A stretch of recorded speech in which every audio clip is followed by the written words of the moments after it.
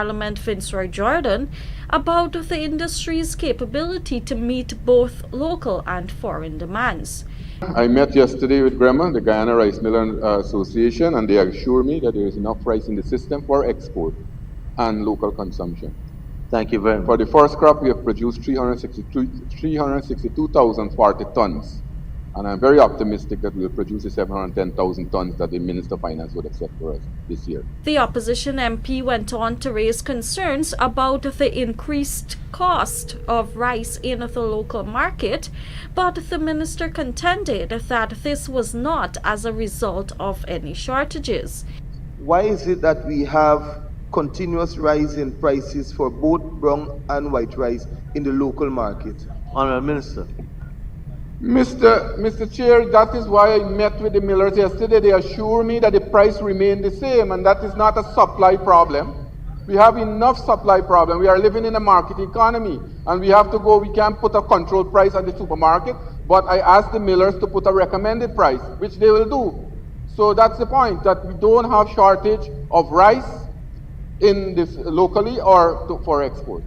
The funds which were approved in the National Assembly were to replenish the GRDB account after government first reduced the commission paid by millers by 25% and then subsequently removed it completely for a 4-month period last year so that rice farmers could get a higher price for their paddies. Because of that, we had a shortfall of 524 million, and the disaggregation is as follows. Employment costs 404,873,000, material and supplies 42,950,000, utilities 11,137,000, out of crop maintenance 21,700,000, field operations 43,340,000, giving you a total of $524 million. Thank you, Minister. Honourable Member, Mr. Jordan. Thank you, Mr. Chair. Mr. Chair, the Honourable Minister mentioned that the commission was zero rated. I remember that from news way back in March 2023. When was it restored? And when last was commission paid to GRDB? Honourable Minister. So, Mr. Speaker, it was restored in September of 2023, but remember we're still collecting 75% of the original commission because we would have reduced it by 25% when they came the first time. According to MUSTAPHA, they are gradually working on fully restoring the commission. Reporting for the Evening News, Vanu Manakchand. The Guyana government has expended some $600 million on the rehabilitation of the control room at the Albion sugar factory, which was destroyed by a fire back in February. Vanu Manikchan joins us again with the details. The February 3rd fire at the Albion factory destroyed millions of dollars in specialized pieces of equipment in the control room and disrupted the operations of the sugar estate. On Friday, Agriculture Minister Zulfikar Mustafa told the National Assembly that some $600 million have been expended to repair the damages and prepare the factory to resume operations. Only 2 days ago, Albion Born came to start the crop, and that factory will commence grinding, and we spent approximately $600 million to rehabilitate the entire powerhouse because of the fire. The minister was at the time responding to questions from opposition Member of Parliament Viceroy Jordan, who also raised concerns about the monies spent. A preliminary report into the fire revealed that several major electrical infrastructures were destroyed. Mr. Chair, it was touted that some $50 million was sufficient for this repair or these repairs. Could the Honourable Minister say whether it was the same set of damages that we're talking about that caused us to spend $600 million? Guy Suko provided that report. That is the touted. Honourable Minister. I was just reading from the Mr. Chair, I don't know where the Honourable Member get a touting report from, but I am saying I can provide all those components that he mentioned destroyed and all the other components that were destroyed. I can provide it, itemize it, and give them the cost that I called just now, so that they could see the amount that it costs us to repair that powerhouse. According to MUSTAPHA, preliminary investigations revealed that the fire was electrical in origin. We want to know what was it as a result of overheating, negligence? What was it?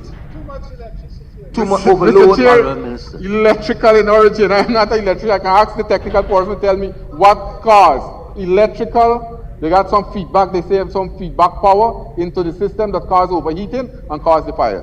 The control system plays a significant part in the factory's operation. It controls devices that grind the cane to extract the juice and also the elements that lead to the boilers. The control system is also responsible for regulating the temperature of the boilers. The system, which is computerized, controls most of the mechanical parts of the factory. With the fire halting operations at the Albion factory, the sugar canes had to be sent to the Rose Hall estate for grinding. Reporting for the Evening News, Vanu Manakchand. The highly anticipated International Building Expo 2024 is officially opened and promises to provide an abundance of housing solutions for peoples of all walks of life. Kelroy Williams tells us more.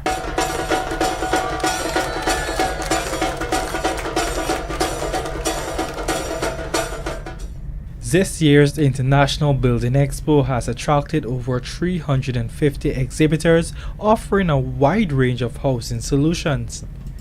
With participation from industry leaders and local institutions, the event is set to highlight the latest trends in building materials, techniques, and technologies, along with benefits available to new and existing homeowners from financial institutions. At the opening ceremony on Thursday night, hundreds of persons received titles to their lands. This distribution exercise will continue on Saturday. According to Minister of Housing and Water Colin Crowell, the government's investment in the housing sector has resulted in hundreds of people finally having their dreams of home ownership realized. In this regard, he revealed that some 40,000 house lots will be allocated by the end of this year. By the end of this year, 2024, more than 40,000 house lots will be allocated. In fact, we will be allocating over 2,000 lots over the next 2 days and issuing 1,730 certificates of titles, signaling the finalization of ownership in new areas such as La Reconnaissance, Cummings Lodge, Great Diamond, Golden Grove. Moreover, the minister reveals that as the demand for housing continues to grow, several new areas have been identified to develop housing projects. The demand for affordable housing continues to grow. We cannot develop housing areas fast enough. To cope, we have identified new areas for this year, for example, in Region 1, Mabaruma, Region 3, Wales, in Region 4, LBI, Felicity, Chatamargo, Haruni on the Linden Suicide Highway, Nonpareil, Enterprise, and Silica City. Region 5, Waterloo. Region 6, Molson Creek and Palmyra. Bartica, Region 7, Mahdi in Region 8, and Plantations Hope and Europe in Region 10 will see commencement of actual building. Also speaking at the opening ceremony was Minister within the Ministry of Housing and Water Susan Rodriguez, who emphasized that this year's Building Expo sets the stage for collaboration and innovation in the housing sector. We are confident that Building Expo 2024 will provide an invaluable platform for knowledge exchange, networking, and collaboration. It is an opportunity for us to learn from each other, inspire new ideas, and forge partnerships. The expo will end on Sunday. The entrance fee is $500, while children under 12 are free. Kelroy Williams, The Evening News. The People's Progressive Party's civic government's highly touted Silica City project along the Linden-Soestdijk Highway is expected to be realized by 2030, and according to President Dr. Irfan Ali, nothing will stop his administration from achieving this transformative initiative. Let's hear from Michael Henry. With the love and support of the people, we will have this Silica City realized by 2030. Nothing would stop us. President Dr. Irfan Ali delivering the future address on Thursday evening at the opening ceremony of this year's International Building Expo. He dedicated a significant part of his speech to unveiling the master plan for his brainchild project, Silica City. Conceptualized in 2009, Silica City is Guyana's first smart urban center located along the Soestdijk to Linden Highway. The first phase of the project will see an initial 400 young professional homes being constructed. It was previously reported that the Housing Ministry has already begun shortlisting persons for these homes. We are going to continue to engage with the best planners. Young people, experienced people, and the global community is where our learning must come from.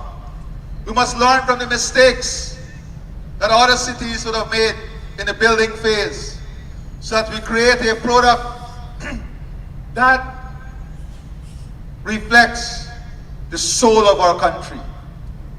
And if you look at the design of Silica City, you will see it is that of a tree with a main stem and branches and leaves that separate the different sectors that will make up the whole of Silica City.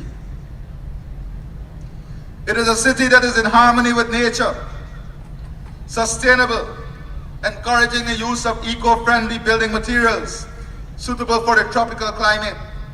It will be energy efficient. It will use smart technology for wastewater management, energy management, and water conservation. It will be closely knitted families and neighborhoods. We want to encourage the city to be a walking city, where the family is a comprehensive whole and not a subset of. We'll have digitalized transportation, electricity grid, buildings, and multi-special health care. An environment that enhances well-being, productivity, and happiness. Wanted recreational parks and community centers. Mobility and interconnectivity. Partnership among stakeholders to create new innovative products, institutions, as well as entrepreneurship, smart governance and citizen engagement, open data and interconnectivity. Silica City must give you years on your life, and we want to use this city and as an example of how healthy living can lead to increased life expectancy rate. That is one of the measurement tools we're using to evaluate Silica City and the impact it would have on the population. In February last year, a $2.1 billion contract was inked to develop Silica City.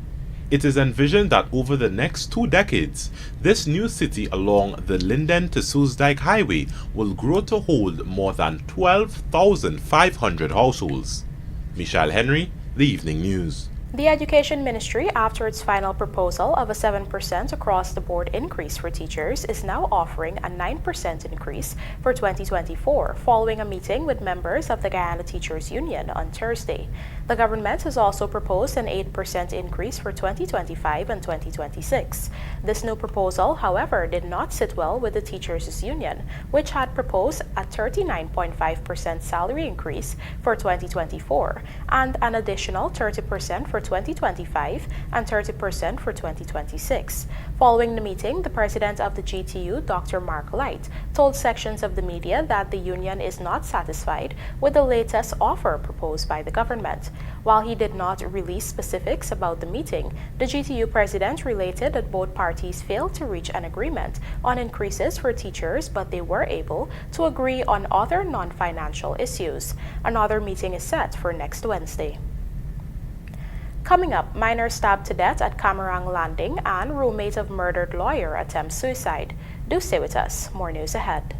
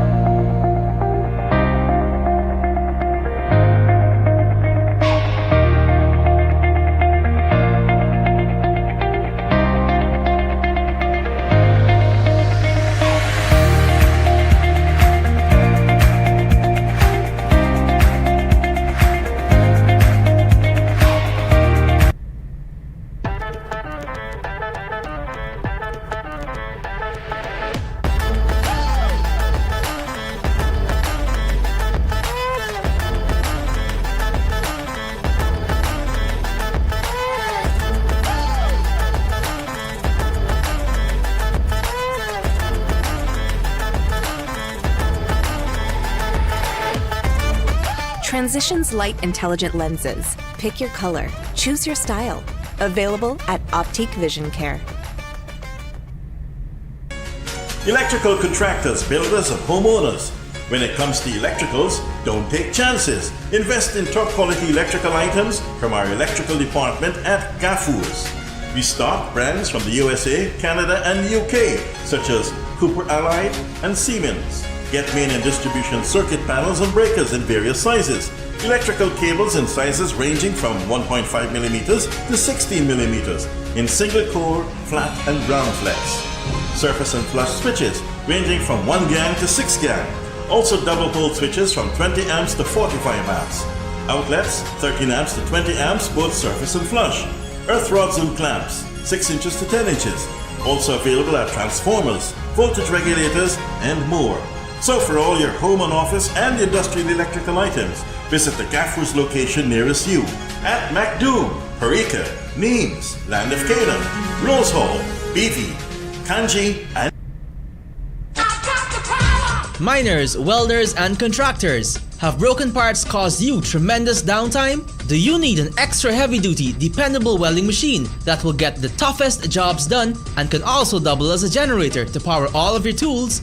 Well, your #1 industrial solutions provider Sylvies has you covered. We currently have in stock the Hobart Champion Elite Arc Welder and Generator. This capable electric start generator produces up to 11,000 watts of AC power to run tools, work lights, or backup power during an outage. It can simultaneously deliver 150 amps weld output and 8,000 watts of generator power and can run up to 14 hours on one 12-gallon tank of gas. This portable generator handles mild steel, stainless steel, and cast iron with a maximum thickness of ½ inch in a single pass. So what are you waiting for? If you can't make it to our 31 High and Hatfield Streets Georgetown location, we can deliver. Give us a call on 227-6226 or WhatsApp us on 623-7755 or visit our website sylviesonline.com. Sylvies Industrial Solution, proudly serving Guyana for over 4 decades.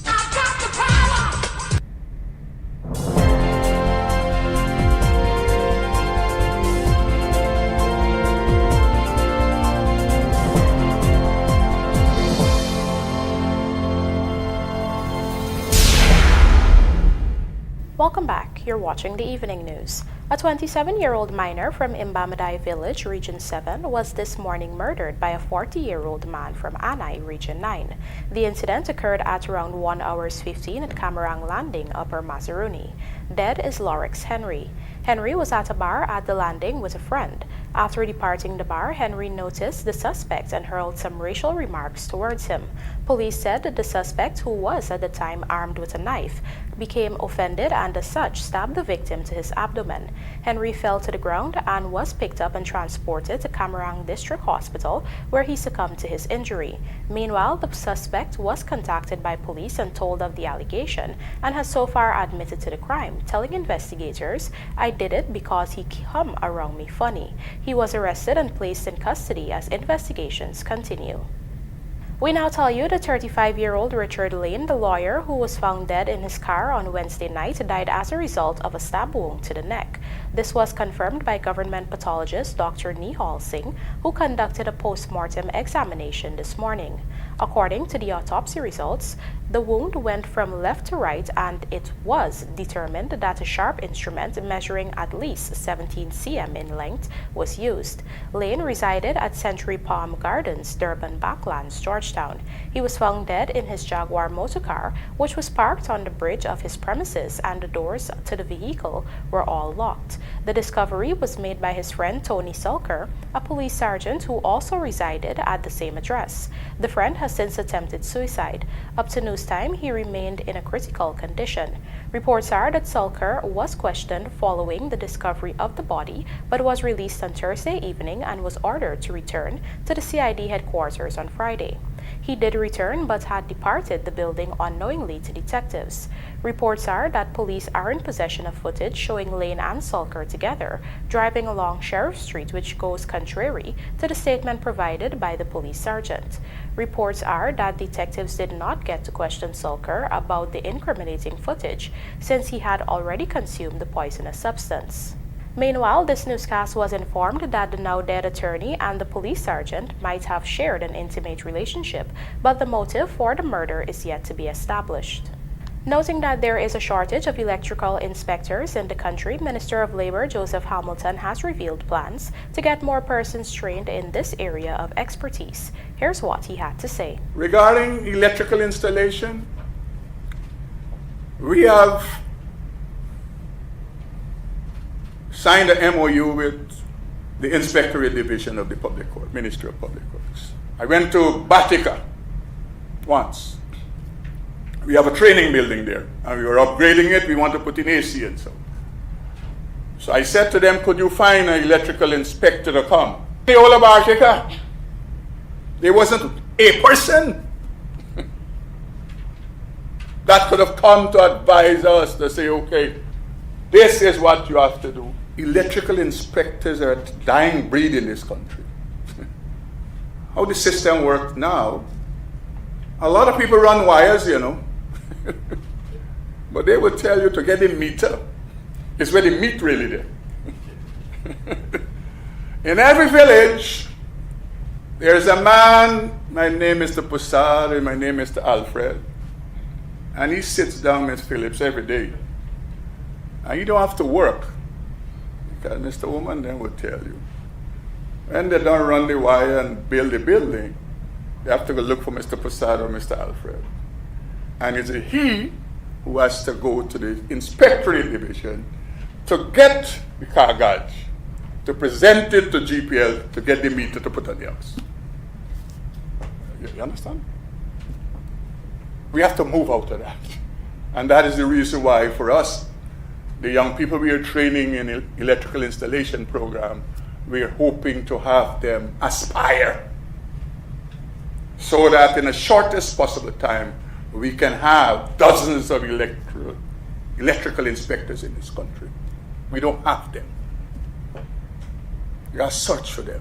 Despite the daily struggles of dealing with the incurable disease, the Ministry of Health is adamant that through its efforts, children are living with type 1 diabetes will be able to live normal lives. Here are the details from Kelroy Williams. Several youngsters from across Guyana who are living with type 1 diabetes on Friday gathered at the Guyana School of Agriculture for the ministry's second annual Farm Day activity. Delivering remarks at the event was Director Non-Communicable Diseases Dr. Lachmi Lal, who reveals that the government is committed towards ensuring children who live with the disease live normal lives. I want you to know that just because you're diagnosed with type 1 diabetes, life doesn't just have to be about taking insulin and watching what you eat. You can also have some fun. The Ministry of Health is dedicated to ensuring that that happens, that our type 1 children have full access to education, full access to all of the medications and the needs that they need to have. Also speaking at the event was head of the Guyana Diabetic Association, GDA, Glennis Beaton, who highlighted that whilst living with diabetes might not be easy, children will have to learn how to cope with the struggles of the disease. Living with diabetes is not easy, and there are going to be days when your children will be fed up with diabetes. Those days happen. I lived some of those days. I just said I lived 37 years with diabetes. For those who are 5 and 6, you have more years to live with it, and you have to learn to live with it. Meanwhile, she reveals that in an effort to better support children living with the disease, talks are currently underway with a private medical institution to provide testing for them. The Guyana Diabetic Association supports the children living with type 1, and so we are now in negotiation with a Diamond Hospital private where all the children can visit and get their full checkup and everything done. Type 1 diabetes, once known as juvenile diabetes or insulin-dependent diabetes, is a chronic condition. In this condition, the pancreas makes little or no insulin. Even after a lot of research, type 1 diabetes has no cure. Treatment is directed towards managing the amount of sugar in the blood using insulin, diet and lifestyle to prevent complications. The Farm Day aligns with the ministry's goal of encouraging persons to live a healthier lifestyle. Kelroy Williams, The Evening News. The Guyana Police Force was today ordered to pay the former Deputy Chief Elections Officer of the Guyana Elections Commission, GCOM, the sum of $2 million for unlawful arrest during a probe into elections fraud. Vanu Manichan reports, however, that the Attorney General Anil Nandlal has since filed an appeal against this ruling. Here are the details. Justice Simone Morris Ramlal ruled on Friday that the Guyana Police Force must pay former Deputy Chief Elections Officer of the Guyana Elections Commission, Roxanne Myers, the sum of $2 million for unlawful arrest during a probe into elections fraud. Justice Morris Ramlal also ordered the force to pay $200,000 in costs. The police force was represented by the Attorney General Chambers, while Myers was represented by Attorney-at-Law Nigel Hughes. Following the ruling on Friday, Attorney General Anil Nandlal filed an appeal on several grounds, including that the judge erred in finding that there was no reasonable basis to arrest and detain Myers. Further, the appeal stated that Justice Morris Ramlal erred when she concluded that Myers' refusal to cooperate with the police could not be seen as preventing the course of justice. As such, the AG is requesting an order setting aside the ruling. Myers was arrested in October 2022 after she surrendered to the Criminal Investigations Department headquarters moments before the police force was about to issue a wanted bulletin for her arrest. The police force had reported that its ranks have been trying for over a month to question the then DCEO about its investigation into electoral fraud at the March 2, 2020 polls. It had stated, however, that those efforts were futile as Myers made every effort to elude the police investigators. Myers is among 9 persons before the court charged with electoral fraud. The others are former Returning Officer for Region 4 Claremont Mingo, former Chief Elections Officer Keith Lowingfield, former People's National Congress Reform Chairperson Valda Lawrence, PNCR activist Carol Smith-Joseph, and GCOM employees Chiffon February, Enrique Levan, Michelle Miller, and Denise Bob Cummins. They are facing 28 charges relating to electoral fraud. And now for a look at the bridge reports. The Demerara Harbour Bridge will be closed to vehicular traffic on Saturday, August 10, 2024 at 21 hours for a period of 1.5 hours. Meanwhile, the Burbishore Bridge is scheduled to be closed to vehicular traffic at 7 hours 15 on Saturday, August 10, 2024, also for 1.5 hours.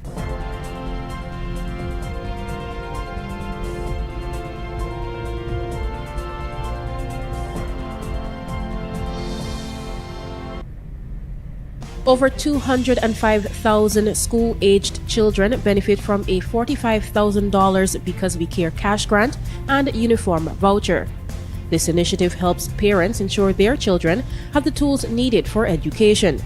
Oil and gas revenue makes up 29% of the 2024 budget. Did you know that when you leave your property unoccupied and unmanaged, it deteriorates much faster than you can imagine? Then before you know it, much of your hard-earned investment is wasted. At Hand in Hand Trust Corporation, property management is our business. Whether you travel for long periods, live overseas, or have several properties that require managing, let us at Hand in Hand Trust Corporation take care of this for you. Your property is safe with us. Hand in Hand Trust Corporation Incorporated, a member of the Hand in Hand Group of Companies. Looking to bring your dream home to reality? Or simply taking on a home improvement project? Then National Hardware Limited is where you should start. Let us put that touch to your home.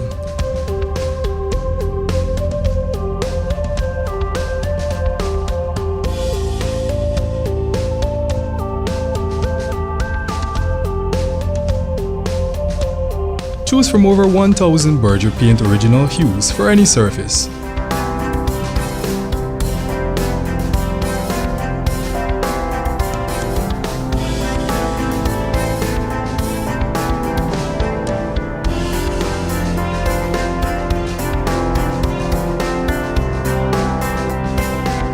We are known for our trusted brands such as Westinghouse, Philips, Sadco, Rubbermaid, Pyrex, Gibson Home, and so much more.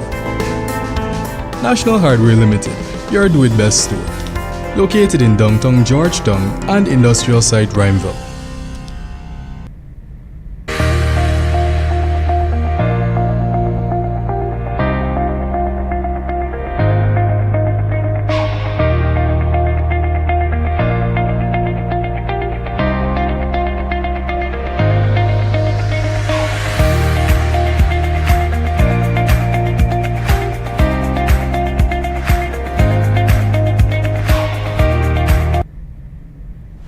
Did you know that Gassie's Jet A1 fuel is a type of aviation fuel specially formulated for turbine engines? Jet A1 fuel is safer to handle and transport than any other fuel types due to its high flash point and low volatility. It also boasts a high energy content, enhancing aircraft performance and efficiency. So whether traveling for business or pleasure, choose Gaio's Jet A1 fuel for a safe, reliable, and efficient flight.